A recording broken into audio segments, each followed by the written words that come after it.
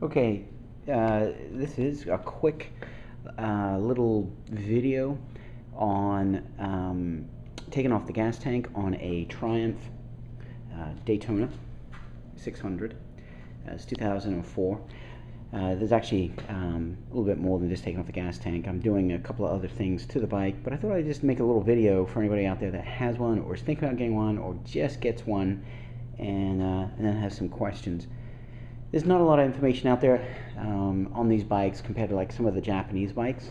There is a forum, triumphrat.net, and it's very useful. Got some good information on it. But anyway, the gas tanks on these bikes are plastic.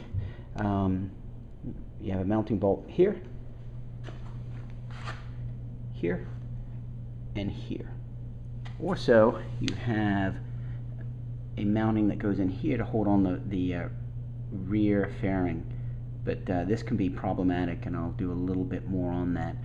On the other side over here, there's a sleeve inside, a metal sleeve that's in the plastic, and it comes loose. Once it comes loose, you're not getting this out. So I'll do a little bit more on that in a different video.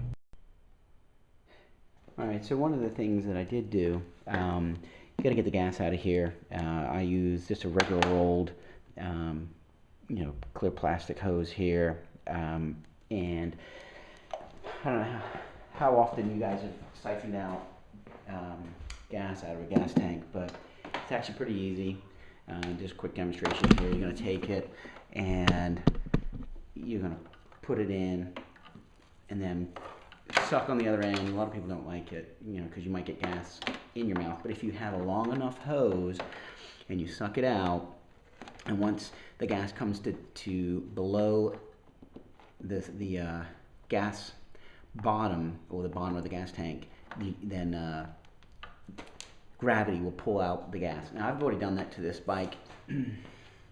There's a little bit in there, and there's always a small amount that you just can't get out. So the thing about these Triumphs also is that there's no uniformity in the different types of fasteners. In the back here, you've got like a Torx head, and in the front here you've got an Allen wrench.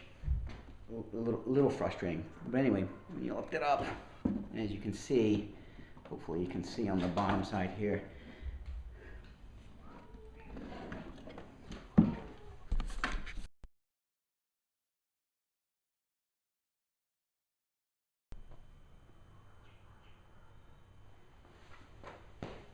okay, so I ended up getting two things to replace the one that's in here now, and because they're prone to have problems, is a R1 Yamaha stator regulator, and it's the FHO12AA, and I got this on eBay. It was like it's pretty cheap.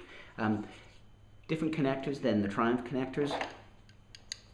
Triumph actually, a couple of years after, came out with a they must have realized they had a problem with their regulators, came out with a wiring harness that you can hook in to the R1 and then hook in to the regular Triumph connectors.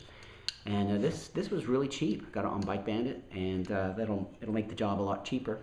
I mean, a lot easier, excuse me.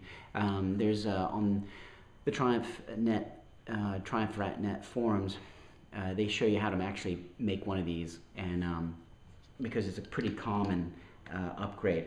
All right, well, so I'm running out of battery on my camera here, so I'll try to get it in and then show you after I've done.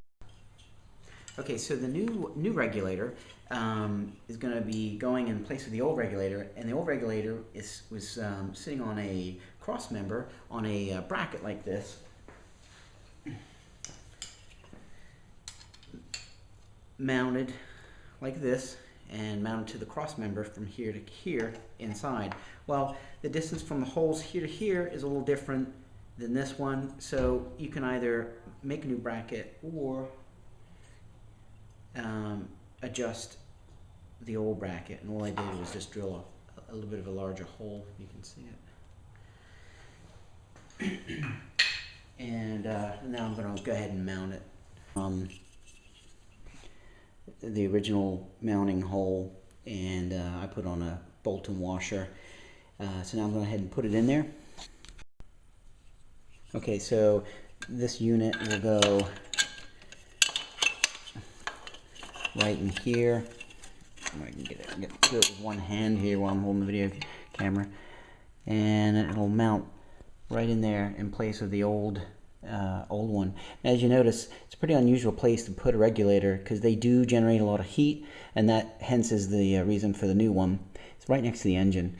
I thought about routing it up and putting it underneath the fairing back here, but I didn't want to have to make a longer wiring harness. So I'll show you after it's installed. Quite interesting putting it in because these plugs take up quite a bit more space than the original, and you have to face them orienting to the right of the bike. If you try to do it on the left of the bike, I don't know if you can see down in there. There's the chain. Grab my flashlight. There's the chain. You don't want it near that. And it was kind of difficult getting this harness actually on there and going from the one side to the other. I'm still not happy how tight this is over here. I might loosen it up a little bit. Like I said, I don't think it was a good idea to have the regulator facing this direction with the connectors, but somebody out there, if you've done it and it's worked out, let me know. Again, that is the finished off R1 rectifier, and hopefully that will help with the overheating with the stock Triumph regulators.